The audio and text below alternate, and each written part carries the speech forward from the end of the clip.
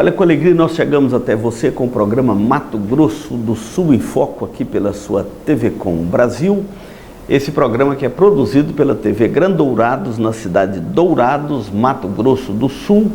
Meu abraço aqui ao diretor Rubens, com a sua equipe, o Caio, a Roseli, toda a sua equipe aqui da TV Grandourados. E hoje também eu quero mandar aqui um abraço a todos os nossos telespectadores do estado do Maranhão. Temos recebido aí as nossas comunicações lá dos nossos telespectadores do estado do Maranhão. Nossa gratidão a vocês que nos acompanham neste belo estado aí do nosso país. Nosso abraço também aos nossos telespectadores da região do Acre, da região de Rondônia. Nosso abraço também aos nossos telespectadores lá do sul, de Santa Catarina, Rio Grande do Sul, onde você estiver acompanhando, nosso abraço especial. E não posso esquecer da nossa Minas Gerais, sempre nós temos recebido contato lá dos nossos telespectadores do estado de Minas Gerais. Nossa gratidão. E o programa Mato Grosso do Sul em Foco deixa esse convite muito especial para você, tá bom? Hoje nós vamos falar sobre família. Então vamos dar um intervalo e voltamos para falar sobre este tema tão importante que é a família. Não saia daí, nós vamos dar um intervalo e voltamos já. A Eletrocar trabalha com mecânica em geral, autoelétrica, injeção eletrônica, carburação e ignição, e a Eletrocar possui uma loja de autopeças para todas as marcas e modelos. E se você vai viajar, fale com o amigo Clorival e deixe o seu veículo nas mãos de quem entende do assunto. Eletrocar, Rua dos Missionários, número 784, em Dourados. Hoje nós vamos ler um texto do livro de Jó.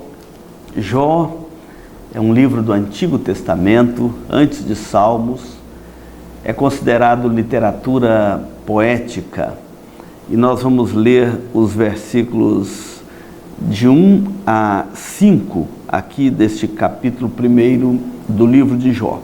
Havia um homem na terra de Uz, cujo nome era Jó, homem íntegro e reto, temente a Deus e que se desviava do mal. Nasceram-lhe 7 filhos e 3 filhas. Possuía 7.000 ovelhas, 3.000 camelos, 500 juntas de bois e 500 jumentas. Era também muito numeroso o pessoal ao seu serviço, de maneira que este homem era o maior de todos os do Oriente.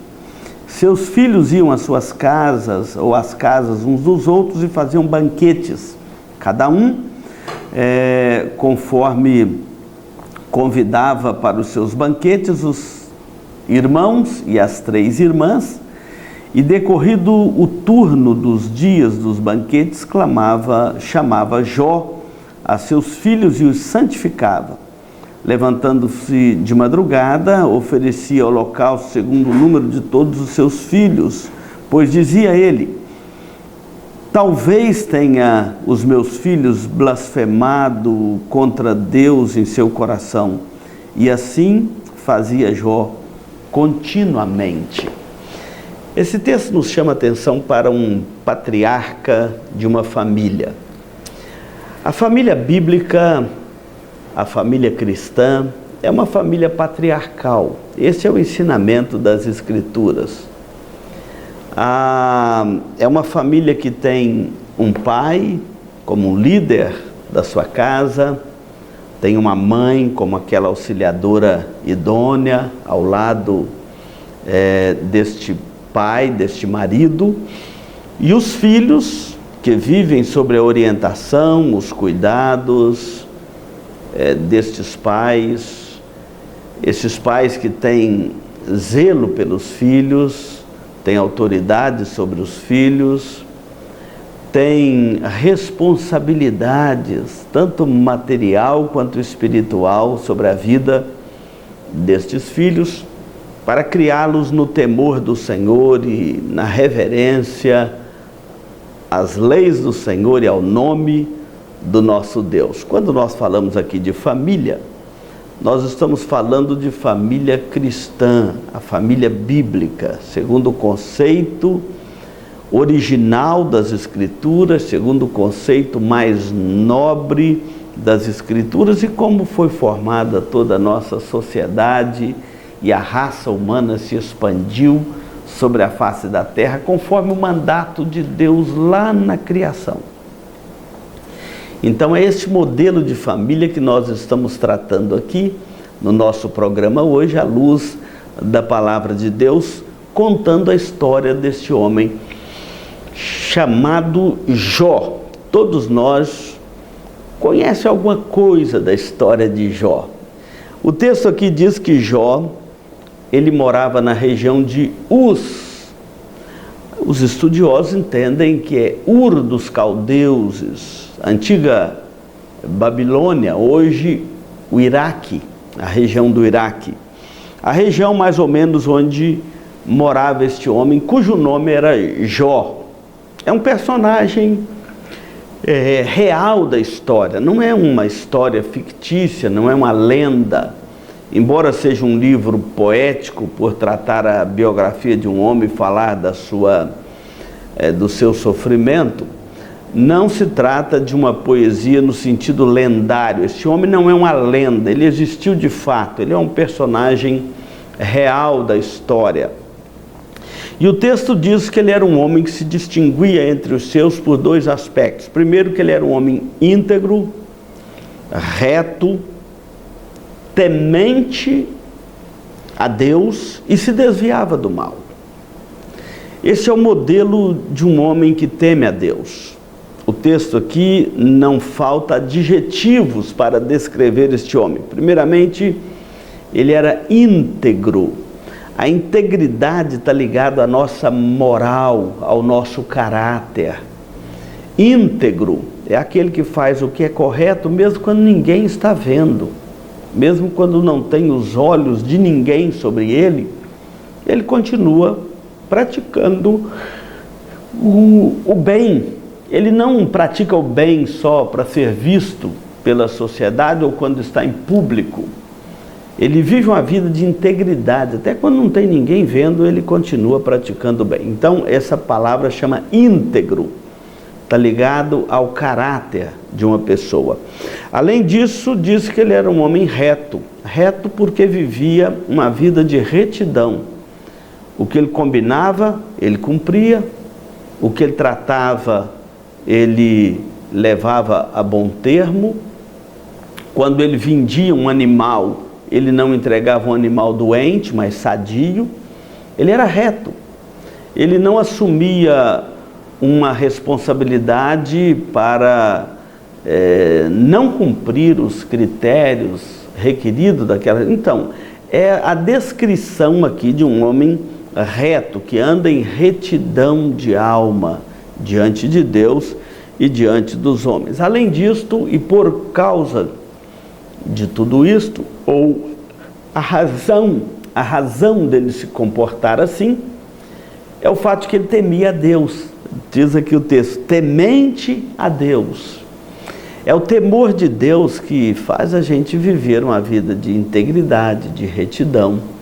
É o temor de Deus no nosso coração que não nos deixa apáticos diante das nossas responsabilidades e nem nos deixa viver uma vida de imoralidade. É o temor de Deus que evita os nossos pés de praticar aquilo que não é correto. Tanto que o texto vai concluir dizendo que ele era um homem temente a Deus e que se desviava do mal. Diz mais, ele tinha uma família muito bem estruturada, uma família muito bem orientada. O texto aqui diz que os filhos não viviam em atrito um com o outro, mas se importavam um com o outro. Os filhos, quando de tempo em tempo faziam uma festa na casa de um deles, e quando fazia a festa convidava todos os seus irmãos e as suas irmãs para a festa. Ali eles comiam, bebiam, divertiam durante algum tempo de festa, e quando encerrava o período da festa, Jó, como aquele pai temente a Deus, cuidadoso, ele então chamava os seus filhos para o culto a Deus, e sacrificava, oferecia um holocausto, um sacrifício por cada filho. Eram 10 filhos, eram 10 holocaustos, eram 10 sacrifícios de culto ao Senhor. E ele dizia: esse momento é um momento de santificar o coração dos meus filhos, porque pode ser que durante o período da festa, eles, na alegria da festa, na alegria do vinho, ou enquanto comiam e bebiam, tenham tido algum desentendimento, ou tenham no seu coração blasfemado contra Deus, transgredido, pecado contra Deus. Pode ser. Jó não tinha certeza disso, mas ele dizia: pode ser que no afã da festa eles tenham pecado contra Deus. E ele então oferecia a Deus sacrifício, santificava os seus filhos um por um, santificava a sua casa. Esse é um modelo muito precioso para nós, como pais crentes, tementes a Deus, preocuparmos com a vida espiritual dos nossos filhos. Pode ser que eles tenham pecado contra Deus, blasfemado contra Deus no seu coração, ou alimentado alguma incredulidade no seu coração. Nós precisamos de santificar os nossos filhos. A ideia aqui é levá-los ao arrependimento, ao culto a Deus, conscientizá-los deste dever de cultuar a Deus, que é o dever de todos os homens, de todo ser humano sobre a face da terra, o dever de cultuar a Deus, de temer o nome de Deus, de dar a Ele a glória que é devida ao seu nome. Jó tinha essa preocupação com a sua casa. A minha pergunta é se você, como pai, tem essa preocupação com a sua casa, se você, como filho, entende este dever de ter também no seu coração o temor de Deus, e não se iludir com as festas e outras coisas deste mundo, prazeres deste mundo, mas santificar o coração, buscar o arrependimento, cultuar a Deus, apresentar-se diante de Deus e dar sequência a esta aliança com Deus. É isso que Jó estava fazendo aqui pela sua casa, pelos seus filhos. E é isso que eu quero chamar a sua atenção neste programa hoje. E nós vamos continuar este assunto depois do intervalo. Nós vamos chamar aqui um intervalo e voltamos já para continuarmos este assunto da família de Jó. Se você busca tranquilidade e a certeza que sua vida e seus bens estão assegurados com as melhores seguradoras do país, Douraceg é administradora e corretora de seguros, que é especializada em seguros de automóveis, residências, empresas, agrícolas, de vida e muito mais. Avenida Weimar Gonçalves Torres, 1770, no centro de Dourados. Nós estamos aqui no programa Mato Grosso do Sul em Foco pela sua TV Com Brasil. Esse programa que é produzido pela TV Grandourados na cidade de Dourados, Mato Grosso do Sul. Se você ligou a sua TV agora, nós deixamos sempre aqui o convite para você conhecer o estado do Mato Grosso do Sul. Venha passear aqui com a sua família e conhecer este belo e encantador estado da nossa Confederação Brasileira. E hoje nós estamos falando aqui sobre a família original, conforme Deus estabeleceu, e estamos vendo aqui a família de Jó. Jó era um homem muito poderoso, um homem muito rico no Oriente, nos tempos antigos. Ele era um homem também, que a Bíblia diz que ele era justo, íntegro, reto, temente a Deus e que se desviava do mal. É o modelo de um homem temente a Deus. Ele cuidava muito bem da sua casa. Quando os filhos terminavam suas festas, ele fazia sacrifício de acordo com o número dos filhos, um por um, dizendo que poderiam eles ter blasfemado contra Deus. Tudo ia bem na casa de Jó, homem próspero e temente a Deus e de grande destaque em todo o Oriente. Mas um dia a Bíblia diz que os filhos de Deus vieram apresentar-se perante o Senhor e veio também Satanás entre eles. E Satanás, o acusador de todo homem justo, íntegro e reto, temente a Deus, e se incomoda o inferno, e se incomoda Satanás. Ele vem então e fala, o Senhor pergunta para ele, de onde vem? Ele fala, vem de rodear a terra, né? E de rodear a terra e passear por ela. Então o Senhor pergunta, observaste meu servo Jó, homem íntegro, ninguém há semelhante a ele na terra, um homem íntegro, reto, temente a Deus e que se desvia do mal. Então Satanás vira para o Senhor e fala, porventura, você acha que Jó busca a Deus em vão? Ou seja, a sutileza do inimigo. Claro que Jó vai buscar, vai temer ao Senhor, porque diz aqui o texto, versículo 10, o Senhor cercaste a Jó de prosperidade, saúde, riqueza, uma família feliz, uma família abençoada, o Senhor tem abençoado as obras das suas mãos, tem multiplicado os seus bens sobre a terra. Estenda a mão sobre ele, estenda a mão sobre ele, toca-lhe e verás se não blasfemarás contra o teu nome, ou seja, vai blasfemar contra o Senhor perante a tua face, tira os bens dele. O diabo e o mundo pensam assim mesmo, que as pessoas só podem temer a Deus se estiver tudo bem na vida deles, prosperando, a família contente, uma família unida, uma família bonita.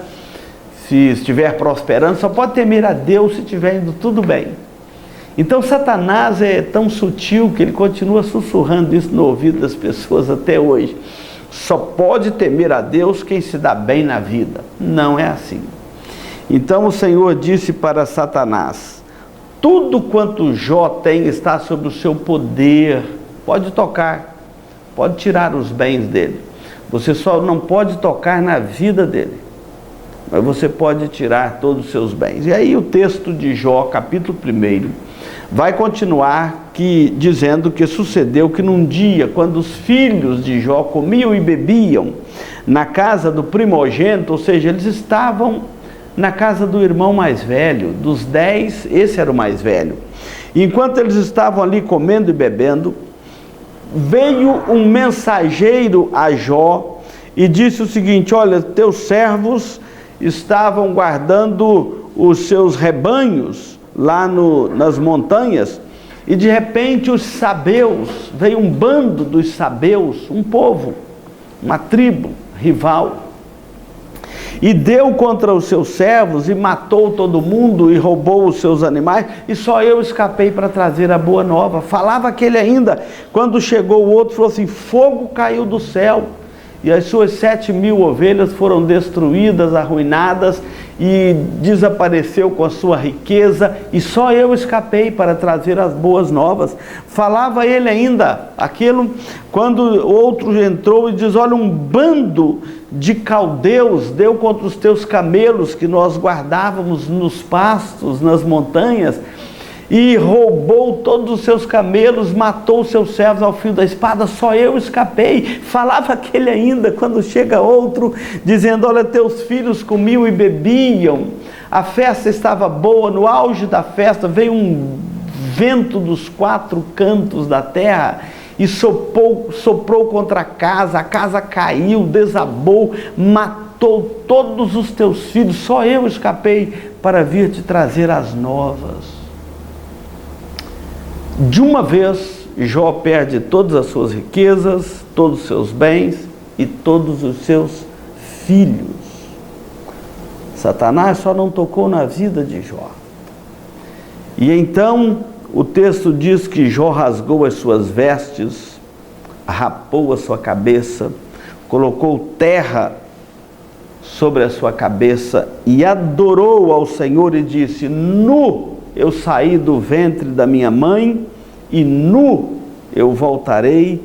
O Senhor deu, o Senhor o tomou, bendito seja o nome do Senhor, e diz o texto que em tudo isto Jó não pecou contra Deus e nem atribuiu a Deus culpa alguma. Eu quero trazer esse ensinamento para nós, para algumas coisas. O capítulo 2 vai continuar narrando esta história. E agora Satanás fala assim, não blasfemou porque o Senhor tirou os bens, mas toca na vida dele. E Deus permite que Satanás toque na vida dele, falou assim, o Senhor não pode tirar a vida, mas você pode tocar na vida dele. E ele então ficou cheio de chagas, a ponto da sua mulher falar assim, abandona esse teu Deus e morre. E ele dizia, você fala como qualquer louca, Deus tem nos dado o bem, não poderíamos agora suportar o mal. Em tudo isto Jó não blasfemou contra Deus. Esse texto nos ensina algumas aplicações importantes. Primeiro, que Satanás está aí na terra fazendo o seu dever, acusar as pessoas, semear a mentira, produzir o engano e a incredulidade no coração das pessoas e tentar fazer os filhos de Deus blasfemar contra Deus. Ele continua aí fazendo o seu papel na terra. Ele continua aí vivo e ativo no planeta Terra, fazendo aquilo que ele sabe fazer muito bem, que é semear o mal e destruir a vida dos outros. E ele destrói aqui a vida de Jó, mas não vemos, hora alguma, ele derramar uma lágrima pela desgraça que ele fez na vida alheia, porque ele não tem uma lágrima para derramar. Ele te engana, ele te induz ao erro, ele mente para você, como fez com os nossos primeiros pais lá no Éden. Ele não tem prazer em ver você bem na vida, ele quer te ver na miséria, mas ele não tem uma lágrima para derramar pela miséria que ele causar na sua vida. Então você fica ativo, atento contra as ciladas do inimigo. Então esse texto nos ensina sobre isso, mas ensina uma outra coisa muito importante sobre Satanás, é que ele não tem poder para fazer o que quiser na terra. Ele tem poder para ludibriar, mentir, enganar, mas ele não pode tocar na sua vida além daquilo que Deus permite que ele faça. É nesse sentido que nós cremos, ensinamos que Satanás está amarrado no sentido de que ele tem um campo de ação limitado pela soberania de Deus. Ele não passa de um parasita no reino da criação de Deus. Ele não passa de um parasita, mas ele não pode fazer tudo o que ele quer. Ele não pode destruir uma igreja, não pode destruir uma vida, ele não pode destruir uma família, ele não pode ir além das medidas e das divisas que Deus estabelece para ele. Aqui ele pede permissão a Deus para tocar na vida de Jó, e ele só pode ir até onde Deus permite. Até onde Deus permitiu, ele foi. Ele podia tirar os bens, mas não podia tocar na vida. Depois podia tocar na vida, mas não podia tirar a vida de Jó. Ele podia provocar uma miséria na vida dele, mas não podia matá-lo. Não podia tirar a vida dele. E foram esses limites estabelecidos por Deus, o campo de ação de Satanás. É nesse sentido que nós dizemos que ele está amarrado, ele está limitado nas suas ações, ele não tem soberania, ele não pode ultrapassar as linhas da divisa estabelecida por Deus para ele. Esse texto nos ensina essas lições tão preciosas e tantas outras. Dentre elas, é que é possível temer a Deus também quando as coisas não vão bem na nossa vida, na nossa casa, e nunca atribuir a Deus a culpa pelos nossos fracassos pessoais, pelas nossas desobediências, ou quando as coisas não vão bem na nossa vida. Deus continua na regência, no controle de todo o universo, de todo o cosmos, mesmo quando as coisas não vão bem na nossa vida, porque Deus tem um propósito em todas as coisas. Que Deus abençoe a sua vida. Nós vamos dar aqui mais um intervalo e voltamos para concluir este programa Mato Grosso do Sul em Foco. Farmavida, formulando medicamentos com qualidade. A Farmavida manipula também fitoterápicos, cosméticos com formulações rejuvenescedoras, shampoos, hidratantes, filtros solares. Farmavida, Rua Hilda Bergo Duarte, número 296, no centro de Dourados. Farmavida, a saúde em primeiro lugar. Vamos encerrar aqui o programa Mato Grosso do Sul em Foco. Muito obrigado pela sua audiência, onde você estiver. E nós vamos orar por você e pela sua família. Vamos falar com Deus.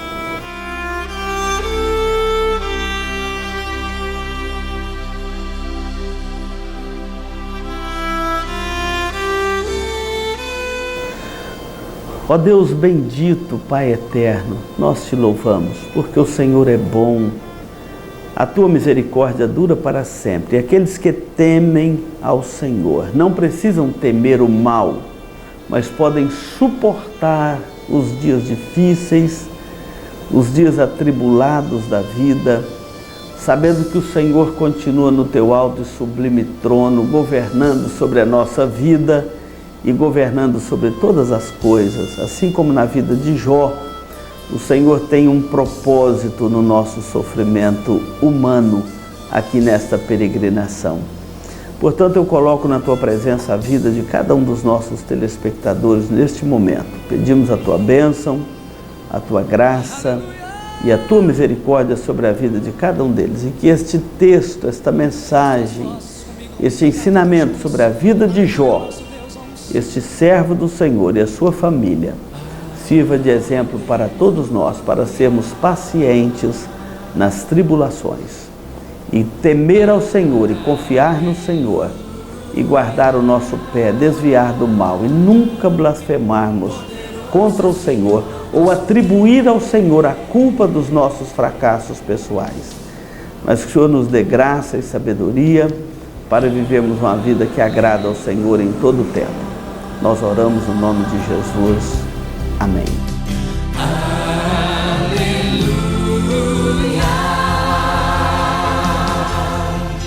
Poderoso é o Senhor nosso Deus.